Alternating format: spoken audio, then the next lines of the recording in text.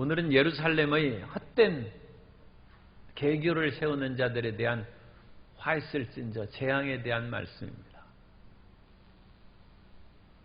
사람들은 자기가 하는 것을 다른 사람이 모를 것으로 생각하는데 자기 자신이 아는데 왜 다른 사람이 모르겠습니까? 하물며 하나님께서 보고 계시는데 이 세상에 감추인 것이 어디 있겠습니까? 그런데도 불구하고 여전히 자기의 계교로 자기의 계획으로 나아가면서 하나님의 섭리와 뜻을 이해하지 못하고 자기 주장만 하는 사람들에게 내리는 재앙입니다.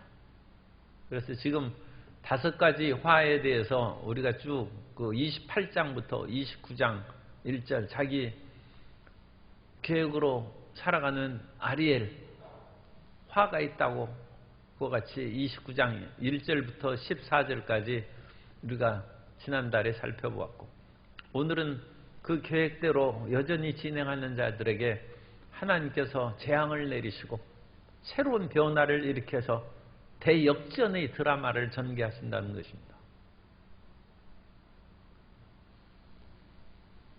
대장동의 토지 그 개발 의혹으로 말미암아 여전히 어떤 대선 주자가 그 의심을 받음에도 불구하고 과반 이상의 그런 지지를 받는 정당의 그런 강력한 힘을 뒤엎고 있습니다.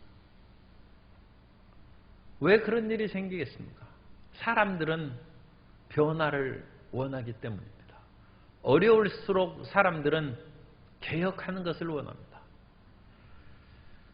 토비 오드라는 사람이 사피엔스의 멸망이라는 책을 지난달에 냈는데 사피엔스 이 인류입니다. 인류가 멸망한답니다. 왜 멸망하느냐? 개혁하지 않으면 멸망한다는 얘기입니다.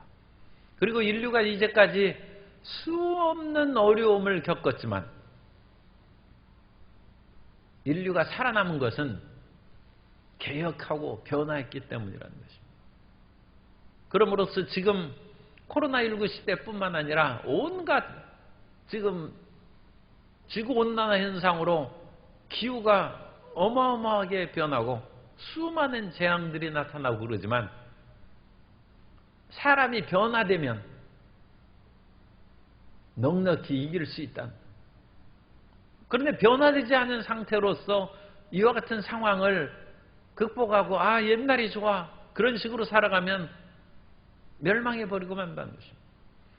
사실 기독교만큼 위대한 변화와 혁신을 가진 종교는 없습니다. 이 땅에 살면서 보이지 않는 하늘을 향하여 나아가고자 하니까 이처럼 대개혁이 어디 있습니까?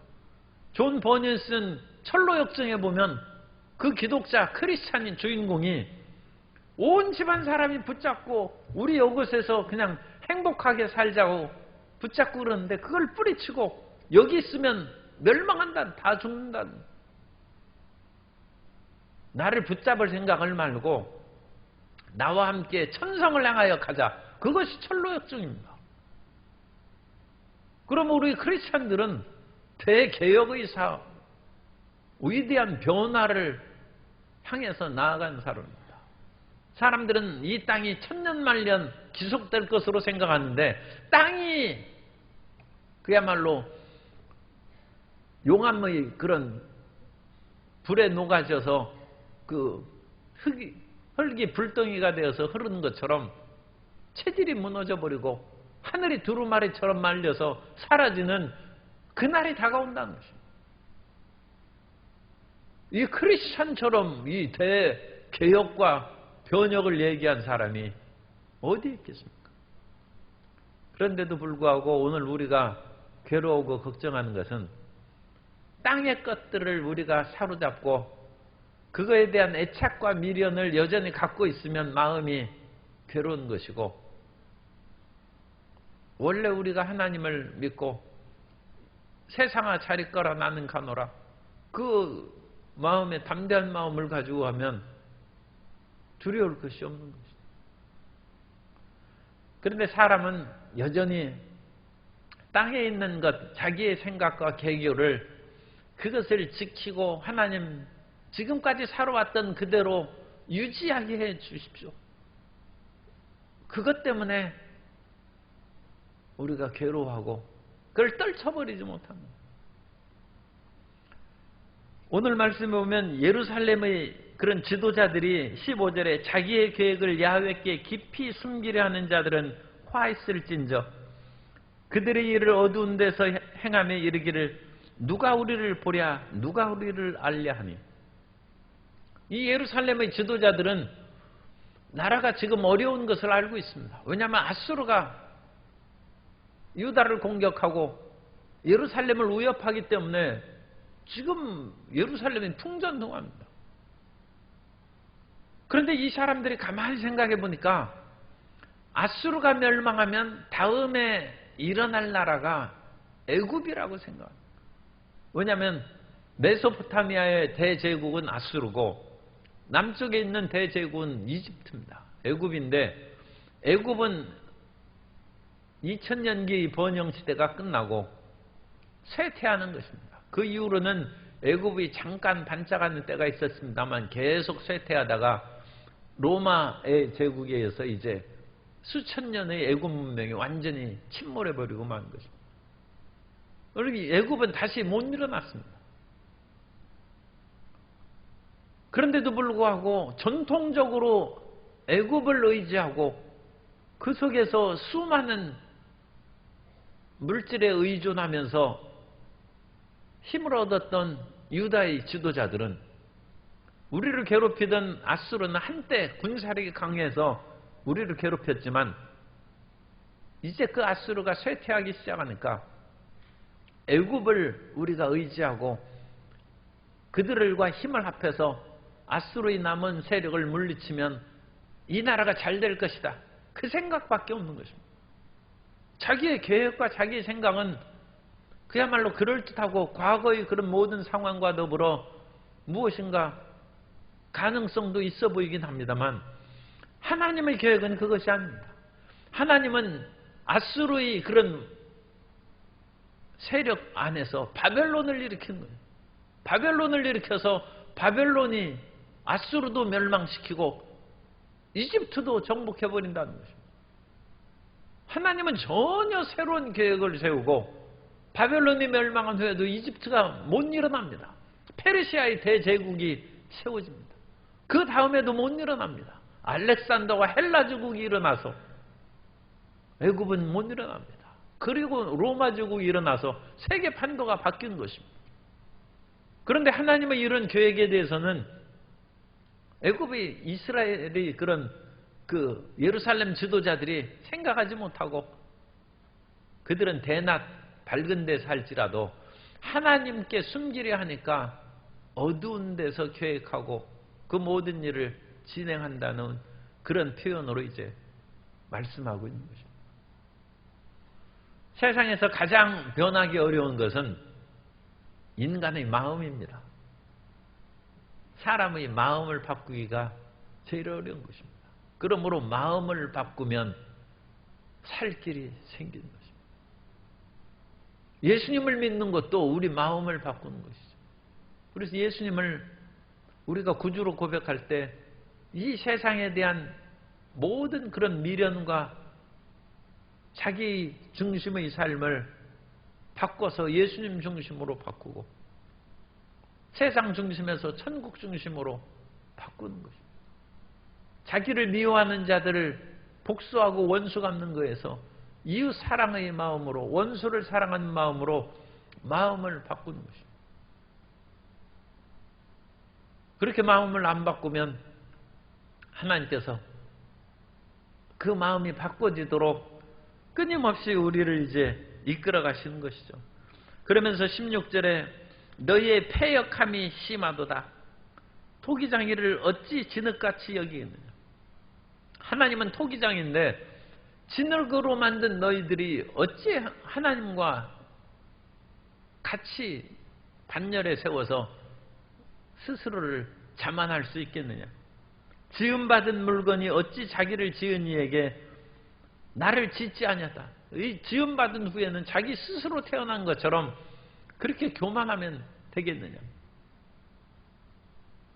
그리고 자기를 빚은 이에게 대하여 이르기를 그가 총명이 없다. 어찌 이런 식으로 만들어놨나. 그러니까 가끔 사람들이 좀 나아주려면 좀 이쁘게 만들지 어찌 나를 이렇게 만들었습니까? 그런 얘기하면 안 되는 것이죠. 지음받은 물건이 자기 부모님에게 어찌 좀 지혜롭고 잘 멋지게 좀 만들지 그렇습니까? 교만한 예루살렘의 지도자입니다. 그런데 하나님은 엄청난 변화를 일으켜서 이걸 다 뒤집어 버린다. 이 뒤집어 버린다는 것이 우리 전통적으로 상전벽해죠. 뽕나무밭이 바다가 되는 것이죠. 그러나 하나님은 이 대개혁을 이루신 것이죠. 그래서 17절에 이사야의 위대한 비전입니다. 오래지 아니하여 레바논이 기름진 밭으로 변하지 아니하겠으며 기름진 밭이 숲으로 여겨지지 아니하겠느냐. 우리 번역에서 레바논이 기름진 밭으로 라고 번역을 했는데 레바논이 카르멜으로 변하지 않겠느냐. 성경 원어는 그렇게 되어 있어요. 레바논이 카르멜로 변한다.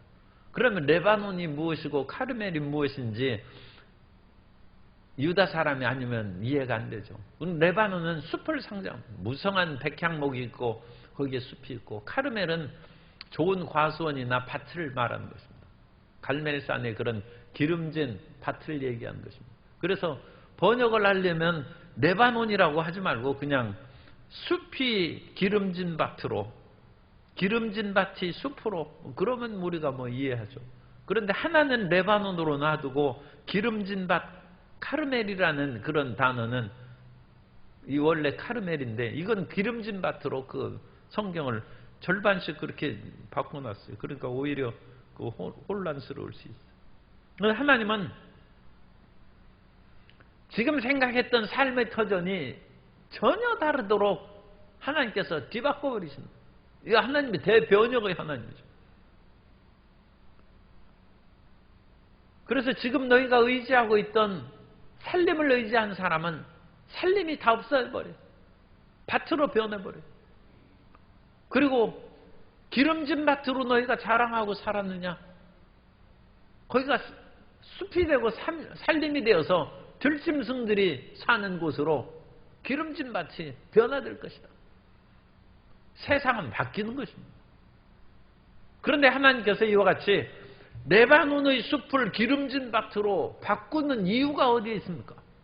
하나님이 그렇게까지 하시니까 너희 마음 바꾸라는 거죠. 마음을 바꾸라.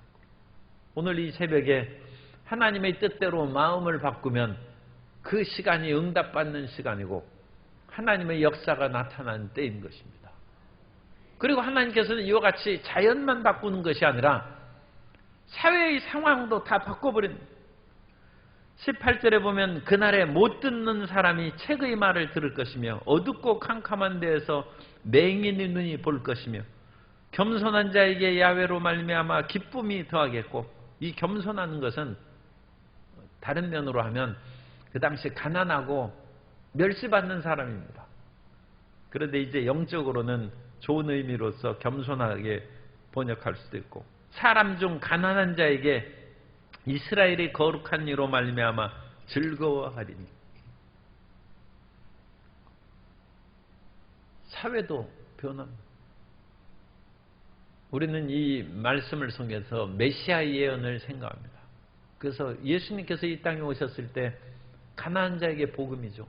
못 보는 눈먼 자가 다시 보게 한다는. 이건 그냥 사람들이 눈 뜨는 것으로 단순하게 생각할 수도 있지만 대변혁입니다. 대변혁. 눌리고 포로된 자에게 자유를 준다는. 그러면 그 누르고 포로시킨 사람들은 어찌 되겠습니까? 이제 뒤집어지는 세상입니다. 메시아의 오시는 것은 이 세상에 대한 대변혁과 개혁의 역사가 나타나는데, 누가복음 4장 18절 이하에 보면 주의 성령이 내게 임하셨으니 이는 가난한 자에게 복음을 전하게 하시려고 내게 기름을 부으시고 나를 보내사 포로된 자에게 자유를, 눈먼 자에게 다시 보게 함을 전파하며 눌린 자를 자유롭게 하고 주의 은혜의 해를 전파하려 하심이라 하였더라. 주의 은혜의 해가 뭡니까? 노예로 살던 사람이 자유를 얻는 것이 주의 은혜입니다. 지금까지 너희가 노예로 압박을 받고 살았느냐? 희년을 선포해서 그들에게 해방을 선포하는 것이 주의 은혜의 해입니다. 그러면 그 사람들을 지금까지 억누르던 사람은 어떻게 되느냐?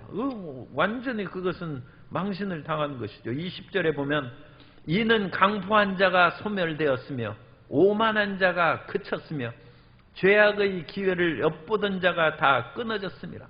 강포한 자가 사람을 억눌러서 괴롭히고 노예로 삼던 사람이 소멸되고 끊어지고 죄악의 기회를 엿보던 자, 그건 우리가 아모스에 보는 것이죠. 미가서에서 보는 것처럼 밤새 나쁜 일을 계획하고 아침에 힘이 있으므로 그 계획을 실행해서 남의 밭을 빼앗고 못 먹는 밀로 비싸게 그것을 파는 사람들에게 화 있을진저. 그것이 죄악의 기회를 엿보는 거예요. 그 당시 아모스와 호세아와 미가의 그런 기라성 같은 주전 8세기 후반기의 그런 선지자들이 외친 것이 너희 권력자들과 재물이 있는 사람들이 그런 식으로 해서 가난한 자의 물질을 빼앗고 그들이 극한 상황에 이르러서 신 한 켤레로 의인을 사는 그런 일이 있는데 그거 뒤집어진다는 거예요.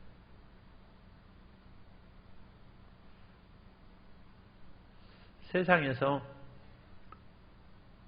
그런 식으로 해서 사람을, 이건 사람마다 이제 참 생각이 다르니까 제 말이 좀 거북스러울 사람도 있어요.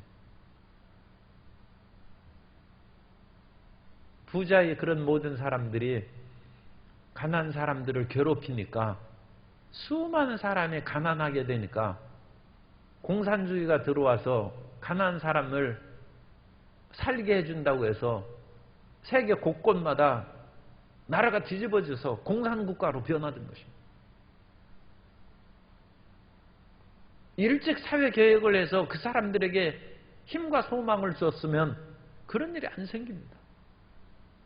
그런데 배가 무게의 중심이 일반 국민들에게 있어야 되는데 상호의 소수 사람들에게만 그 무게의 중심이 있으면 배의 무게의 중심이 일반 민중, 이 민초에게 있을 때는 밑에 있으니까 흔들리지 않죠. 그런데 이 소수에게 무게의 중심에서 국가의 모든 재원이 위에 있으면 이 기울어서 뒤집어지는 거예요.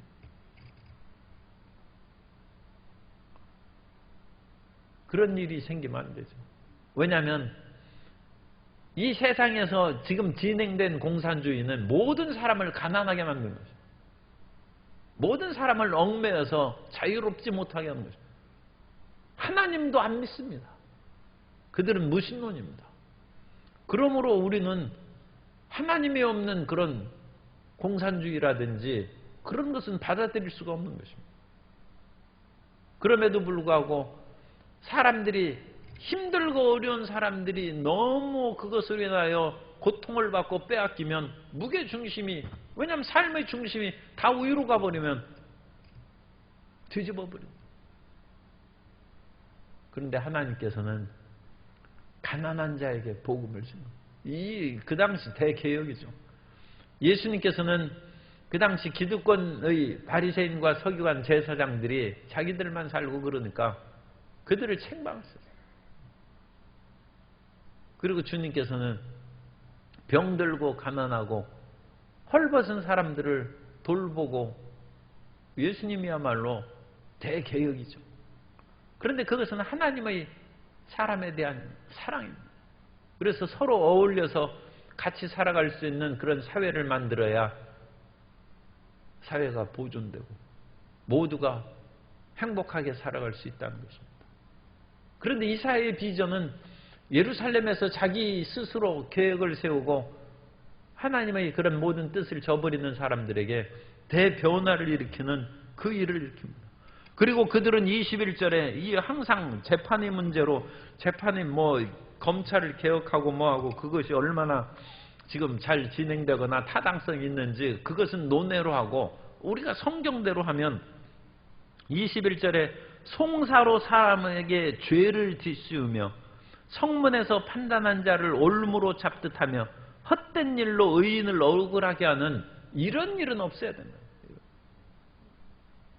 그 하나님께서 어쨌든 간에 모든 사람이 재판을 받으면 정당하게 재판을 받고, 부자라고 해서 풀려나오고 가난한 사람이라고 해서 더 고통을 받거나 그런 일이 없도록 그런 사회를 만드는 것이 그 하나님의 뜻입니다.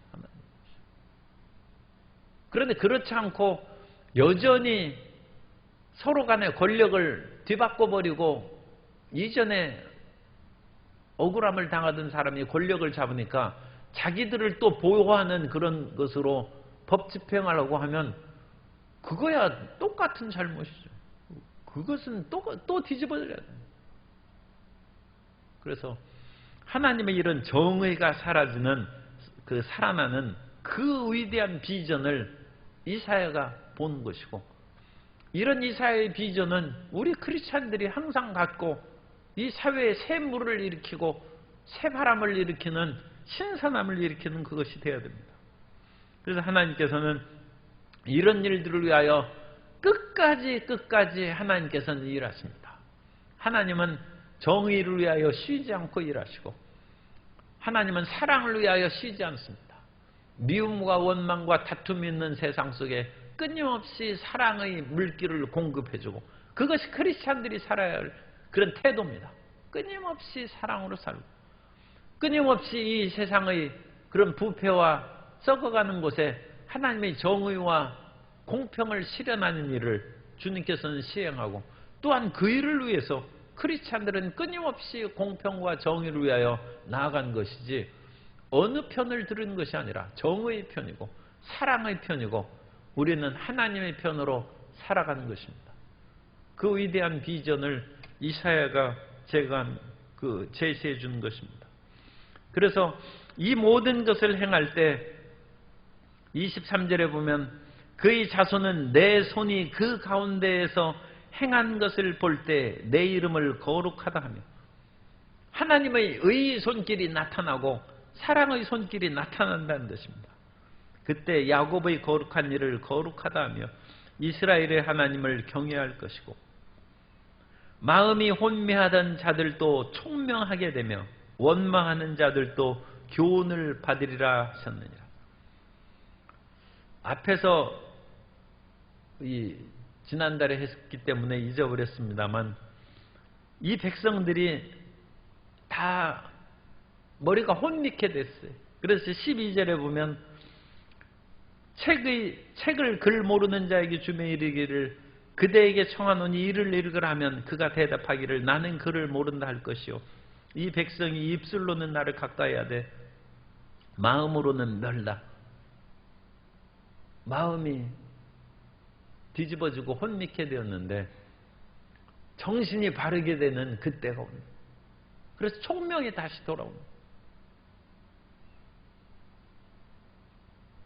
그래서 어떤 권력에 대한 집착이나 미망의 그런 어리석음에 빠진 그런 사람들이 절대로 지도자가 되면 안 되고, 뿐만 아니라 그런 헛된 망상에 사로잡힌 사람들이 사회의 어떤 힘을 가져서는 안 됩니다.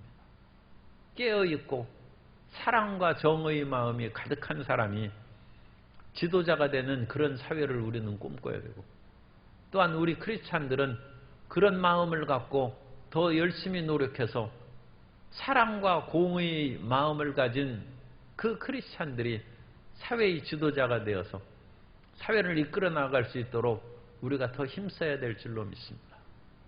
인간의 계획은, 하나님의 뜻을 배반해서 세우는 인간의 계획은 허사입니다. 하나님께서는 모든 것이 어려울지라도 끝까지 하나님의 뜻을 이루실 것이고, 우리는 그 안에서 희망을 가질 수 있습니다. 그리고 하나님께서 역사하시는 그때에는 강포하고 사람을 괴롭히는 자들이 다 뒤집어지고, 가난하고 억눌리고 눈먼 사람들이 다시 보는 메시아의 새 시대가 다가올 것입니다. 그때를 향하여 우리는 끝까지 전진하고 낙심치 않고 기도하며 살아가는 하나님의 자녀들이 되어야 될 줄로 믿습니다.